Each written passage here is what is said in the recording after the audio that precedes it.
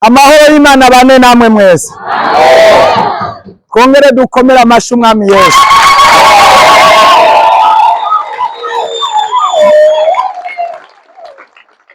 Reka dufate umwanya wo gusenga dushima Imana itugiriye neza ko uyu mwanya mw'iki kibanza dushitsemwo.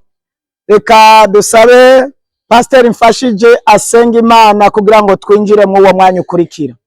Imana data wa twese uri mw'ijuru, Imana igira neza, Imana igoroka, turagushimiye, turawukengurukiye kubw'uno urukundo wongeye kutugirira. Mana nushimwe nuhabwa icubahiro, wongeye kutwemerera ko twongera gushika ahantu hagiye gukorekera igikorwa c'abagiye kugera ikirenge mu cawe. Reka tuvuge ngo izina ryawe nirihabwe icubahiro. None wa Mana ugira neza uri mw'ijuru, turongeye gusengera ibikorwa byose biza gukorekera ahantu. Turasi bitari ibyaho nibitakuvako, turasi biva kuri wa mugwanizi w'Isatani. Turagomba ubwiza bw'Imana, ubushobozi bw'Imana bugaragara ahantu. Turagomba kugira neza kw'Imana kugaragara ahantu, maze ibikorwa byose birongorwe nawe. Tubisabye tubyizigiye ubwa Yesu Kristo umunyanazareti, amen.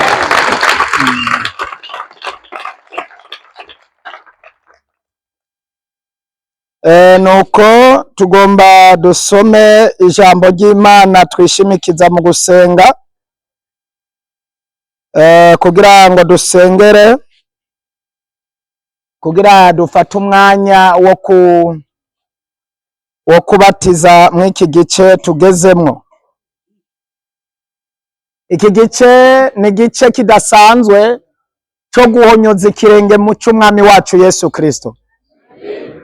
Iki gice ni igice kidasanzwe kikugira umukristo. Iki gice ni igice kidasanzwe kiraguha n'uburenganzira bwo kwinjira mu gihugu cyo mw'ijuru.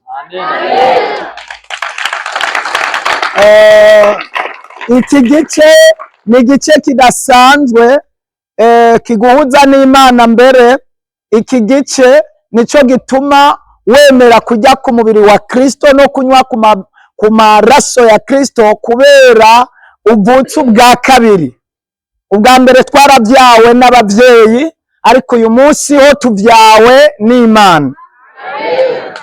Ijambo ry'Imana rirabitwereka hariya mu gitabo cya Yohana igice cyaho ni cya 3, usomye ku murongo waho kuva ku wa mbere kubandanya ubutumwa bwiza uko bwanditswe na Yohana, ubutumwa bwiza bwa Yesu Kristo. Haratwereka ingene uwitwa Nikodemu, nawe yari umufarizayo, yari umuntu azi ivyagezwe bikomeye, mugabo agenda ngo kuri Yesu mw'ijoro amubwira amajambo akomeye. Aramubwira ati, mbega vyogenda gute kugira nzoshike mu bwami bwo mw'ijuru? Yesu aramubwira ngo utavyawe ubwa kabiri wongere uvyagwe n'amazi ntushobora kwinjira mu bwami bwo mw'ijuru. Nikodemu aramubwira ati, ndi umugabo nk'uyu vyoshoboka gute ngo nsubire mu nda ya mama mvuke? Aramubwira ati, ntushobora gusubira mu nda y'umuvyeyi, harya waravyawe n'umuvyeyi kubw'umubiri, ariko kugira uvuke mu buryo bw'impwemu ni ngombwa uvuke mu buryo bwa mpwemu yera, ni ngombwa ko ubatizwa. Aravuga ngo ni ngombwa kuvyagwa na mpwemu kongera ukavyagwa n'amazi. Kuvyagwa na mpwemu byasigura kwihana ibyaha, kuvyagwa n'amazi byasigura ngo no kubatizwa mu mazi. Imibatizo, hariho imibatizo nyinshi Bibiliya yerekana, ariko twebwe reka tuvuge uwo mu mazi. Ariko kandi naho si myinshi cyane. Imibatizo tubona muri Bibiliya yerekana ni imibatizo ibiri yonyene. Umubatizo wa mbere ni uwo kubatizwa mu mazi, niwo Yesu yabatijwemo. Umubatizo wa kabiri ni uwo kubatizwa mu muriro, muri mpwemu yera.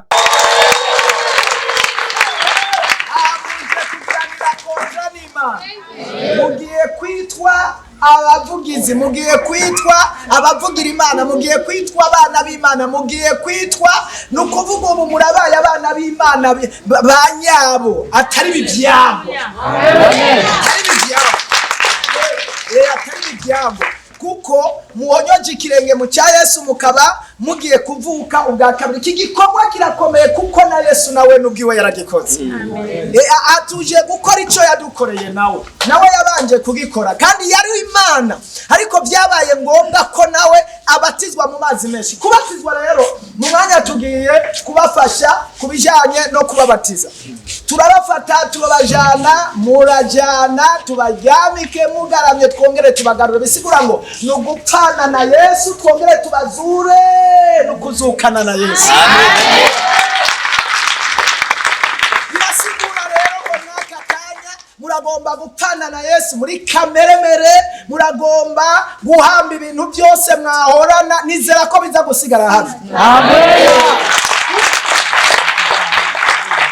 Yesu nawe yarapfuye, inyuma y'iminsi 3 arazuka. Natwe tugomba gupfa mu buryo bw'umubiri, mu buryo bw'ibyatuboshe bya karanda bya kera, dupfe mu buryo twari twaraboshwe n'umubiri, hanyuma tuzuke tubaye abana b'Imana. Amen. Kidasanzwe Yesu nawe yakoze. Iyo usomye muri Matayo 3 ku murongo wa 13 niho ngomba mvuge sinza guteba, haravuga ngo kubatizwa kwa Yesu. Ico gihe Yesu ava i Galilaya aje kuri Yohana azanywe no kubatizwa. Urumva yafashe urugendo rurerure. Ico gihe Yesu ava i Galilaya aje kuri Yorodani azanywe no kubatizwa na Yohana. 14. Ariko Yohana agomba kumwankira ati ko ari jewe nkwiye kubatizwa nawe, none uje kuri jewe? Yesu aramwishura ati bikunde, kuko ari byo bidukwiye ngo dushitse ukugororoka kose. Iri jambo ndarikunda cyane. Amen. Iri jambo ndarikunda cyane. Haravuga ngo bikunde umbatize kugira ngo nanje nshitse ukugororoka. Kumbe Yesu nawe atarabatizwa nkuko nawe uje kubatizwa, yarahajeje ukugororoka kose, kuko ntiyari bwabatizwe mu mazi menshi, ntiyari bwabatizwe. Yohana yumvise ati kumbe ntamubatije nzoba ndamubereye intambamyi yo kugororoka. Mu bisanzwe ubu icyari kukubuza kuza kubatizwa cyari kuba kibaye intambamyi yo kugororoka, kuko nishobora kugororoka utari umukristo, nishobora kugororoka utiyanye, nishobora kugororoka utari kuraja mu ijuru. Maze ngo Yohana taremera aramubatiza. Hano rero hari amajambo meza inyuma yo kwemera kumubatiza, kuko ari byo bidukuye kugira ngo dushitse ukugororoka kose. Buno aramukundira. 16. Yesu amaze kubatizwa acava mu mazi, maze ijuru rica riruguruka, abona mpemu w'Imana amanuka asa n'inuma. Mbere ano hari amajambo 3. Ubwa mbere yamubatije kugira ngo ashitse kugororoka. Ubugira kabiri acaja mu mazi, ageze muri yo ngo ijuru rica riruguruka. Ninginga Imana yo mu ijuru, nimwagera mu mazi ijuru ryuguruka. Amen.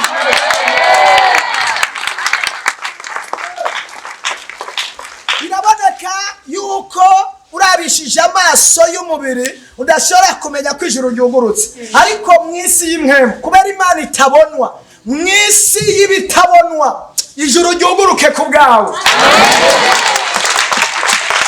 Kuko Imana dusenga iyo twubaha ntiboneka ariko irakora. Amen. Amen. Ntiboneka ariko irakiza. Ntiboneka ariko itanga amahoro mu mutima.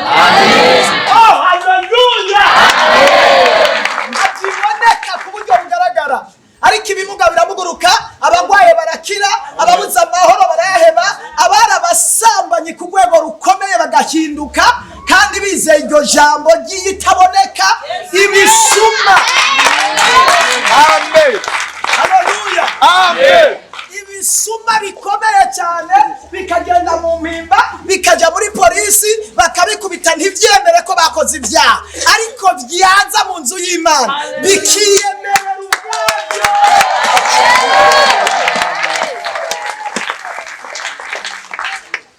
Jewe nari umuhinga wo kunywa urumogi, kandi nanywa urumogi rukomeye cyane ruteye ubwoba, ku buryo naheza kunywa urumogi nkacanza gufata imisozi iriko irasenyuka. nkawufata nkabwira uwo turi kumwe ati njira hariya hari injira hariya umusozi nawugumije nta kibazo. Nagumije umusozi nkumva ko nawufashe uri mu biganza byanje kubera ikibazo cy'urumogi. Nta kindi kintu cyari kunkura aho hantu ariko duhuye na Yesu.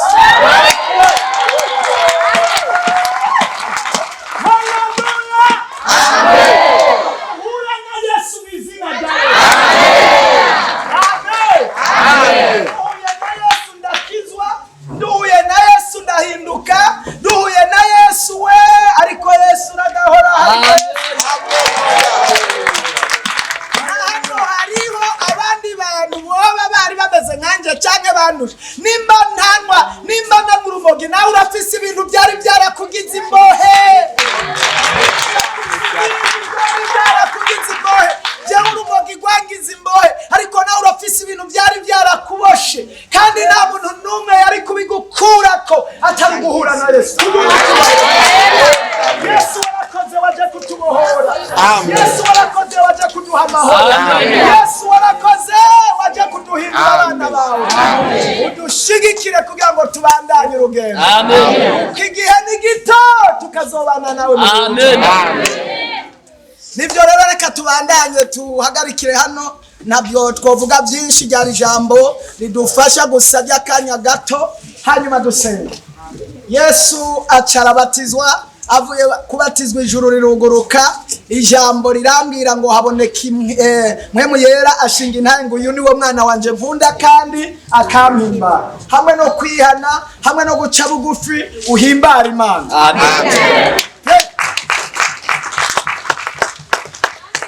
Ubundi ikanzu bayambara mu bice bibiri byonyine, igice cya mariage n'igice cyo kubatizwa. Igice cya mariage n'igice cyo kubatizwa ibi byerekana umugeni wa Kristo. Urabona ingene muberewe, byerekana ingene muzoba mwambaye muzokwambika amakanzu meza yaso niba ni Yesu ariko arayasona cyane ari ku kazi. Amen. Numva mfise inyota yo kubona abatayeri bariko baradushonera inkuru. Niko ndabona twambaye twese twahuye n'abaririmbyi bavuye hirya no hino twambaye amakanzu tukibuka amajoro twaraye tukibuka iyo twavuye turirimba Hoziyana ku musozi wo mu ijuru. Turirimba ngo ingene bibereye kuraba ingene ari byiza dushitse mu ijuru. Imana izobajane mu ijuru. Amen. Mana ndagushimiye ko uyu mwanya udasanzwe tuje gukora igikorwa gikomeye. Turatanguye igikorwa mu yandi majambo, turatanguye urugamba rwo kubana nawe. Ndabizi ko uzodushoboza. Aba bantu babatijwe ndabasize mu biganza byawe. Abari wowe bazigama, abari uzobarongora mu misi zoza, bazobemwe abapastori, bazobemwe abavuga butumwa, bazobemwe abasenzi, bazobemwe abaririmbyi, bazobemwe abakozi bagukorera. Ndabasengeye Mana ubakorere iby'inkomezi, hanyuma igisumba ibyo mwami ubakoreshe ibitangaza n'ibimenyetso, kandi ubaha amahoro, ubahe n'amafaranga, ubagirire neza igisumba ibyo uzobajane mu gihugu cyo mu ijuru mu izina rya Yesu.